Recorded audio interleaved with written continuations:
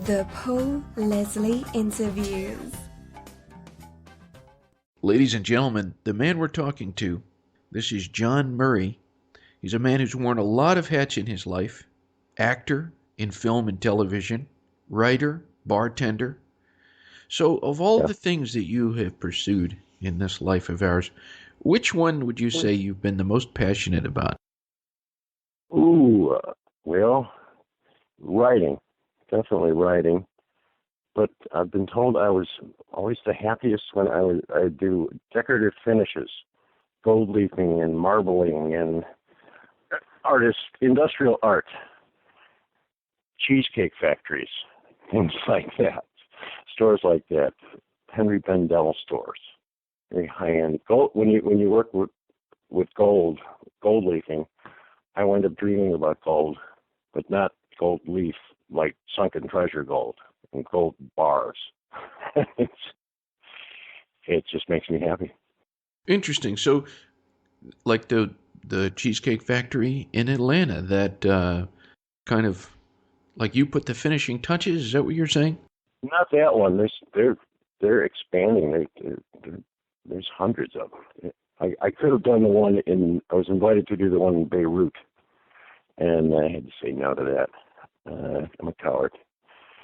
That's Boston, Chestnut Hill. That was fun. It's like, no, I think I'll stay here.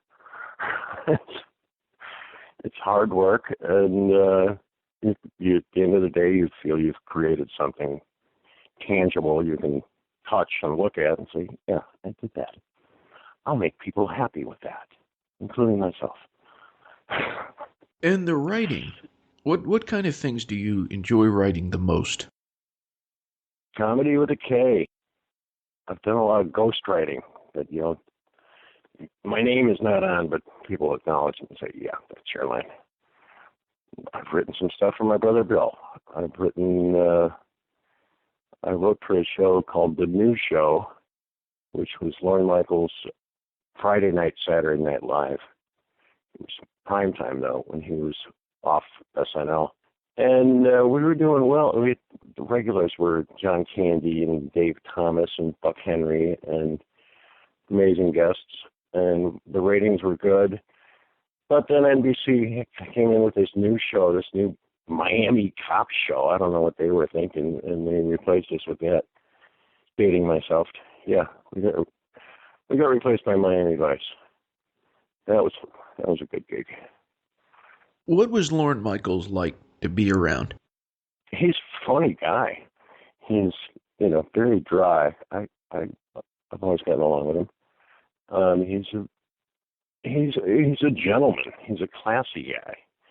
You have to kind of stand up straighter when Lorne's around, and like, nope, better bring my A game. Don't be an idiot. And he can dismiss you with a quick cutting comment, and you realize, oh, this guy's good. I better be better, and you do. That's why he's still at it after all these years, doing real well at what he does. So you're interested in particular in comedy. Who would you say has influenced you in your comedic writing and just in your comedic style? Wow, good question. Well, I think it all goes back to Groucho. He's the guy, and I think I was. This came up recently that Tiger Woods started golfing at 5 years old, and that's why he's good. Myself, I started going to Second City when I was in about 6th, 7th grade, and I was seeing Doyle-Murray, Gilda Radner, John Belushi, Harold Ramis, John Candy on stage when I was in grade school. So, yeah, these guys are funny. They just kind of go. They just kind of go wherever it takes them, and that's probably had a big influence. Sure. Groucho and Second City. What about the comedic movies that you saw maybe in your younger days? Were there any that stick out in your mind? Well, I think my taste evolved, of course. But again, it all goes back to Groucho. You know, I'd be quiet, sneaking around as a kid because Marx Brothers were coming on. A movie was coming on at 10 o'clock, and the screams and laughter would alert my parents that we were watching the Marx Brothers, and then they'd wind up watching with us. Well, that brings to mind this. Tell us your vivid memories of growing up. What was the house like? Our house was a zoo. I didn't realize it at the time. It was what I grew up with, what it was. I'm eighth of 9 kids, and just getting everybody. I remember getting everybody before I started going to school. The mayhem of getting all the kids out, and the girls, the 3 sisters. You know, that's my skirt. I'm wearing that. No. Fights and dragging people out of bed and dumping water on them, and like, yeah. Well, wow, good thing they're finally gone, right, Mom? We can sit down and relax a bit, enjoy your coffee. There was a lot going on, and then we had in our hometown, we had on the west of us was my mom's brother's family, the Collinses. They had 9 kids also, and on the east was the Brennans. They only had 5. Only 5. Only 5. We're so sorry. So there was a lot of drop-in business. We were in the middle of it, okay, and we were 2 blocks from the school and church. So yeah, there's a basketball game at my house. Come on over. There'd be 20 people waiting to play basketball. It was always busy, always something going on, and usually dishes to be done. What kind of effect do you think it had coming from such a big family on your life? What kind of effect do you think that had? Well, learn to deal with others and roll with the punches and find your privacy. Find out learn how to get away from it and relax. Could be going on a bike ride. It could be taking a walk. Could be locking the bathroom door. Could be locking the closet door. It could be anything, but mostly just rolling with the punches and realizing there's other people who have lives to live also besides your whining neediness. And what about you now? Would you say you're more of a social creature or more of a solitary man? I try to find a happy medium there. It's part of my birth sign to Cancer the crab. I like my solitude and quiet, but I'm also the life of the party. There, I said it. But you need a break. You need your quiet time to get it together. One of the things that we kind of connected with on social media was tell us about the experience of meeting Studs Terkel. And just to give the listeners a little context, he was a Chicago institution. He interviewed just thousands and thousands of people for the radio, the Studs Terkel program. Tell us about that experience. Well, also his books. He really started the, what's the phrase? The talking interview books. Working is probably his most famous. But he was a legend in Chicago institution. And I was in New York and with Billy Bill, and he said, we're going to this party on 57th Street, some fancy ladies' party on 57th Street. And I was like, I don't know, this is the classy people. I don't belong here. And all of a sudden it was Eric Idle and John Cleese and Shelley Duvall. And I'm kind of, I'm intimidated. I was 21 or something, 22 maybe. And in walks Stud Terkel. Oh my God. And then my jaw really dropped. Wow, it's him. He's wearing the red check shirt. It's really him. It can't be anybody else. And I introduced myself and started talking, and within minutes I realized he was interviewing me. And And, he wasn't taking notes, but you could see he was like trying to remember stuff. Like, yeah, okay, yeah, that's good, that's good. And what kind of bicycle did you ride? Like, what? What? Good question, Studs. But I forget his answer, but I asked him, how did you get the name Studs? Good name. We had a few laughs. He was a wonderful man. And he was, on the radio, not omnipresent, but it's like, if you ever felt you need to get a little smarter, educate yourself. Oh, Studs, yeah, I'll listen to this. Oh, interesting. I learned something. Good man. Great man. Something that I think everyone who has ever been in the service industry, whether they were a bartender or a waiter, I feel that there's like a sense of fraternity there. Yes. Yeah, me included. You were a bartender at the Hard Rock Cafe in New York City. Now, there must have been some experiences there. Oh, boy. Yeah, boy. Well, it was when it first opened, and it was just a house of fire, so to speak. And I was a fast bartender. And so they put me on the downstairs guitar-shaped bar because it was cash only, and it was just go, go, go, go, go. No messing with credit card machines and stuff. Just go, go, go.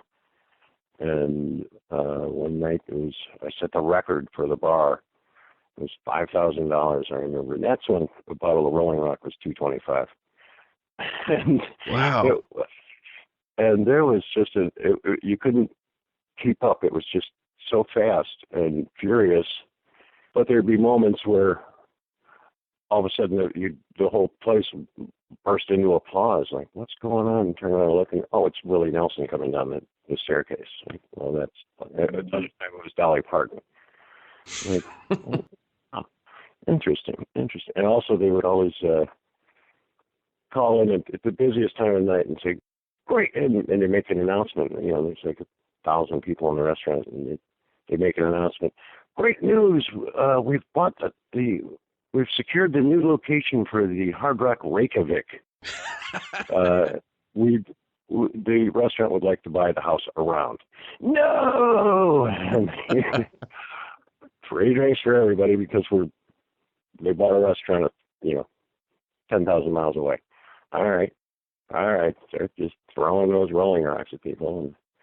But when they're free drinks, they want something a little more complicated and expensive than a $2.25 Rolling Rock. If we could put you back in those days, if there was somebody who was coming aboard, what advice would you give a newcomer in the bar business? Wow. Throw them in the deep end. Say the guitar bar was the waiting area, where you wait for your table, and everyone would put in their funny names. There were nights where there was 200, parties before for DeLorean, and everybody was in a good mood, but then they start getting angry about waiting for their table, and you just throw a joke at them, keep moving, and get them talking to the other people. That's what I learned. Have you met these guys? They're from Cleveland. And then run away and make more drinks. And by the time you come back, you're like, this guy's the greatest bartender in the world. They're probably the greatest bartender in the history of mankind. Like, yep. Another Rolling Rock? Thanks. And that was all. Just keep moving. Stay on your toes. That's it. That's my advice. Because also you get knocked over if you plant your feet. You have to work lightly. Stay agile. So stay on your toes, I think, is my advice.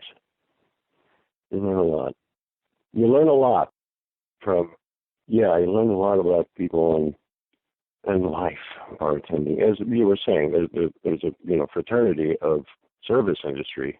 And you can tell if you go out to dinner with people and how they treat their servers and so forth. It's like, you've never worked in a restaurant, have you? I can tell you have never. Yeah, you don't do that. No, you don't. Man up and try to help.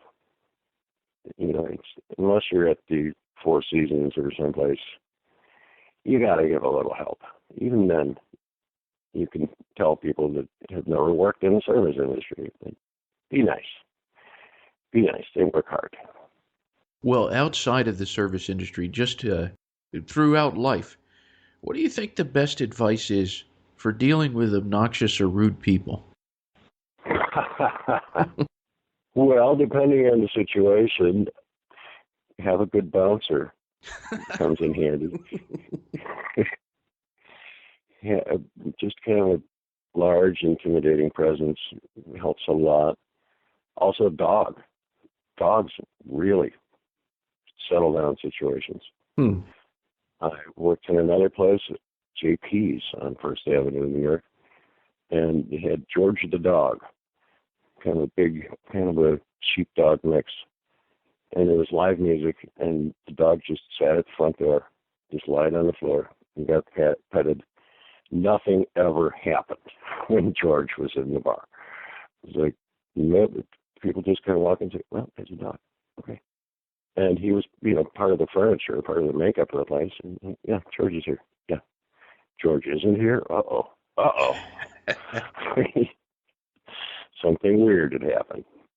What was the question? I was just asking you, dealing with obnoxious people in life, what do you do?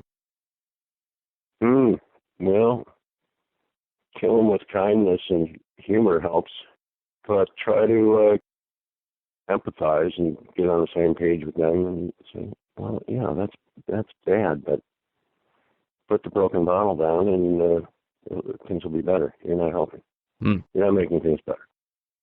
We're talking with actor, writer, artisan, former bartender John Murray. Hey, once a former bartender, always a former bartender. Well, on that note, what is your beverage of choice? Well, funny you should mention, I quit drinking 29 months ago. Oh, yeah? Congratulations. Thank you. But I enjoyed my Kettle One vodka. I like tequila. I like beer. I like wine. I don't miss it at all, but except occasionally a glass of wine with dinner. That's what I really miss. It's sushi without sake is really weird. Steak without a glass of red wine, it's like, what? But, to move on. Tonic water has become my drink of choice. How about that for weird? With a lime? Yeah, or without. Also, club soda. If you squeeze a whole orange into a glass, and this is a former bartender speaking. You squeeze a whole orange into a glass and top it with club soda. Delicious. Yeah. Very good. Just delicious. Not the stuff out of the can or whatever they got. Squeeze the orange and then club soda. Wonderful. Very good. Delightful. Well, maybe you could tell us a few of your writing credits. Well, there was the new show. That didn't make the cut. I've done a lot of ghostwriting. We had a show on Comedy Central called The Sweet Spot, which was the Murray brothers go golfing. And boy, did we have fun with that. And we were getting really good at it, but they had a change in management, and they kept calling us in for meetings. We flew from LA to New York for a meeting one time to renew for the next year with the outgoing president. We didn't know it at the time, and Brother Bill even came to the meeting, and and they were really shocked that he was there. And of course, he was late, and how to diffuse the situation. He came in and walked in and said, "Sorry, this is dated material." Now I forget the guy's name. He said, "Sorry, I'm late. Traffic was real bad on the West Side Highway." What's the guy's name? He was one of J-Lo's dancers, boyfriend, husbands. Yeah, I think he was in town. The West Side Highway is all plugged up. Boy, way to ruin a joke, John. What was that guy's name? One of her exes. Casper, not Casper Smart, but it was like, sorry, traffic was really bad. I think Casper Smart's in town. Like the whole motorcade. It was like, yeah, his motorcade held up traffic. Lindsay Lohan's motorcade had everybody backed up on the West Side Highway. There you go. In St. Augustine, Florida, there's this restaurant, Murray Brothers Caddy Shack, Yes, there is. which every time I pass through, I always stop in. Oh, do you? Yeah, indeed, I do. So tell us about the place. Well, probably getting a lot of rain right now, and that tends to knock out the air conditioning and the direct TV. I don't know which is worse. People go nuts. Air conditioning they can live without for a brief period, but the direct TV, oh boy, that's bad. It's a country club member's worst nightmare, I think. It's not the Four Seasons. It's a happy, hopefully friendly, quality dining experience that is more of the theme, I guess, is the caddies have taken over the restaurant. And it's silly and fun, and it's all about the food. It's all about the food. It wouldn't be in business if all the locals didn't come from St. Augustine, which is, 20 minutes away. And they, I had to come. You got the best wings. You got the best. I come here a couple times a week for the Chinese chicken salad. Really? And the corn chowder, the corn soup. You got to give Brother Andy credit for that. It was his idea, so he gets the credit there. And he's a former chef, so he's got taste buds. And the rest of us are, the 9 kids. Yeah, Mom, that was good. Something like that, yeah. And we have a golf tournament every year that is just ridiculous, silly, fun. And in the middle of it, people are signing up for the next year. And it sells out right away, instantly. And say, well, I guess we're doing another next year. And we've had 16 of them now, 16th annual. Wow. Yeah, it's pretty good. We have some great guests, some great athletes, and the music is amazing. This year, we're almost sure my dear old friend, Jimmy Vivino, will be playing. He's Conan's Jimmy Vivino in the Basic Cable Band on the Conan O'Brien show. And he's dating myself again. There was a time when I said, I don't know when I grow up if I want to be Jimmy Vivino or Michael Jordan. And then Jordan started winning championships, but now he's retired, so I'm back to Jimmy. Jimmy hosted last night the tribute to B.B. King. He's kind of a big deal. He's kind of amazing. First time I saw Jimmy I was bartending at the bar in JP's, and it was a Tuesday, which was always kind of a weird music night. I was like, oh God, who are these guys? I'm sorry, but their name was Love Balls. I don't know what it means still. And like, oh boy, who are these clowns? What do they got? And the first song they started playing was Green Onions, Booker T and the MGs. So, oh, wait a minute. You guys can stay and come back. And it's still going on. He's still great. You sound like you're quite a music fan. Oh, sure. Gotta have. Tell us about some of your favorites. Well, it changes minute to minute, day to day. I always find stuff on YouTube and click on watch it, and then I click on watch later to make a playlist. I go back on these playlists and like, wow, that's some great stuff. I like going back to Chicago radio days. There used to be Blues After Midnight on Sunday nights, and Blues till dawn, and they would break out the real stuff, Walter Johnson and the crossroads onto today. Oh, I like old blues. Your Led Zeppelin, your Rolling Stones, Beatles. Come on. Today, not so much. I don't really get the kids today with their music in their hair, but when you get them listening to some of this old stuff, wow, this stuff's good. That's right. That's Little Walter. That's the real stuff. That's that Justin Bieber is ripping off. Wow, this is amazing. Yep. And later, we'll be watching John Wayne movies. You'll be learning a lot about life. Do you have a favorite all-time song? It changes, but it keeps going back for some reason to Cashmere by Led Zeppelin. Okay. I bounce all over the place, but then I hear that again and say, that's like the best song. And it's fun to play that with,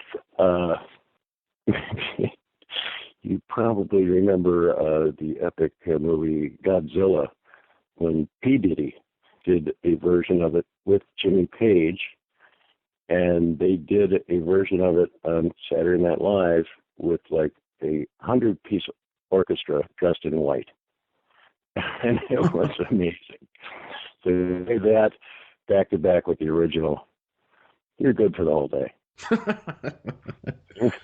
You can take that 10-mile walk and kind of have that buzzing in your brain. I'll get you there. Now, this does not imply a favorite, this next question. If you were to take a road trip from the East Coast to the West Coast, Got it. Maine to California, with one of your brothers, who would you choose to sit in the passenger seat and why? Wow. I can get in trouble here. Well, first off, I've never been to Maine. I've never been to Maine, Alaska, Idaho, or Oregon. I've only been to 46 states. So that would be someone with knowledge up there. Probably get... Okay, we get out of speeding tickets with Brother Bill. But you'd have to listen to him. We've done it before. We drove from L.A. to San Francisco to Aspen and then nonstop to Davie, Florida to shoot Caddyshack. That was my first cross-country drive and a real education. Because at the front end, it was his last day of shooting where the buffalo roam, and it was my first time in California, and there was Hunter Thompson. And then we went up and visited an aunt and uncle up north, San Francisco way, Napa Valley way, and then in Aspen we met up with Jimmy Buffett. Did not see Hunter Thompson there. And then we drove across Texas in one night. We were going fast, and we caught a Hurricane Frederick. It hit Mobile, Alabama. That complicated things. And then we got to Florida, and it was Harold and Chevy and Rodney Dangerfield. So that was a good trip. I guess so. Yeah. So it was a '72 Honda Civic, and not a lot of legs. It was all legs.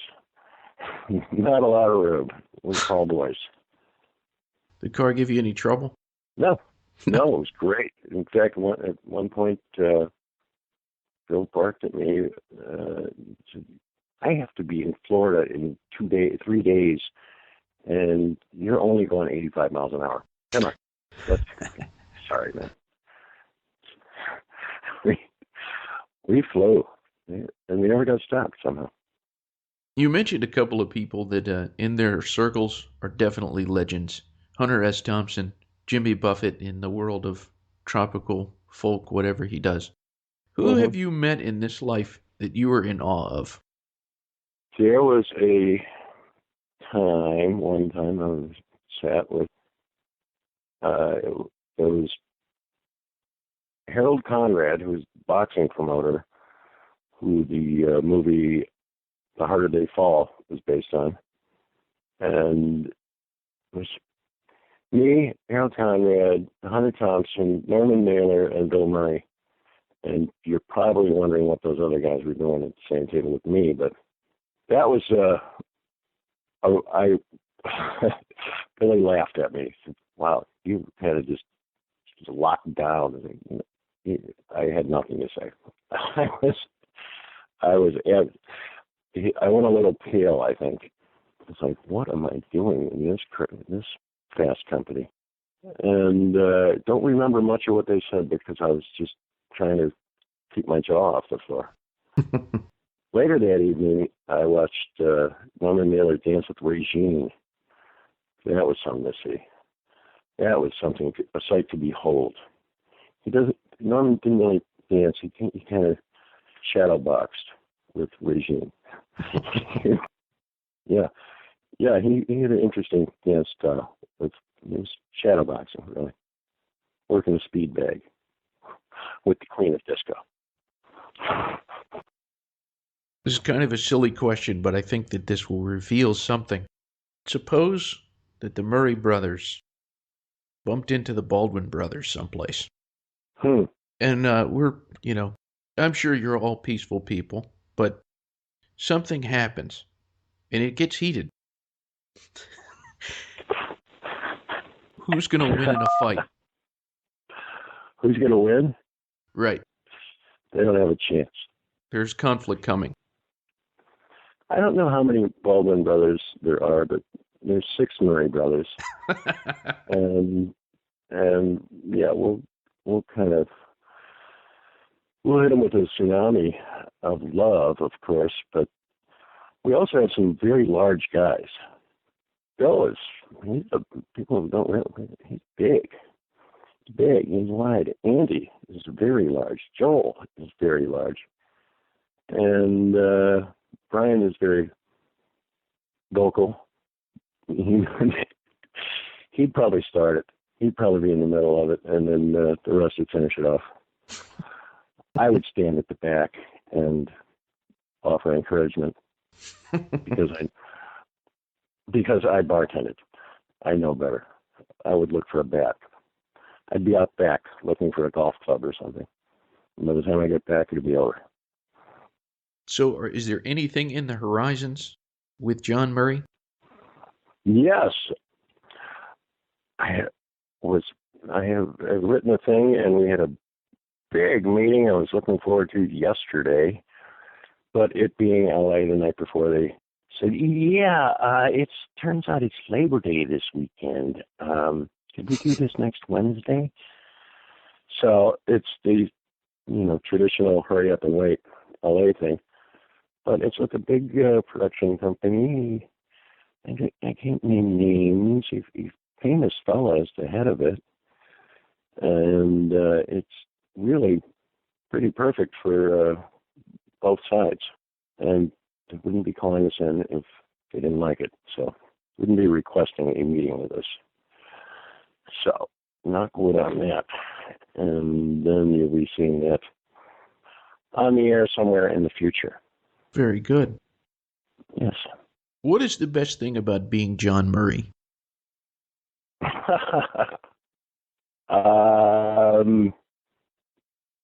I have the rest of the day off except for a 3:00 meeting, and then it's Labor Day weekend. So right now, that's the best thing. People like me, and I get to fly under the radar. I kind of get a pass, I guess. Yeah, he's okay. Yeah. No, he can stay. He's family. I get that a lot. Like, no, you're family. But I don't want to hear your reading of the will. Like, no, you're family. It's okay. I don't know. People just say, yeah, he's okay. Yeah. I don't know what the best part of being John Murray is, but it's good to be me. What would you say to anyone listening in to our interview? Put down the phone. Quit texting. Quit texting. Keep your eyes on the road. I imagine they're in the car listening. There's many possibilities here, but I live in LA, and quit texting while you're driving scares me. It's the law. Everybody breaks it, and you see cops doing it too. It's really bad. I'm a walker, and if you walk in LA, you got to look out for the texters because they'll run you over without a second thought. And you see all the horns blaring and people screeching on their brakes. Somebody's texting. And accidents, of course. Wow.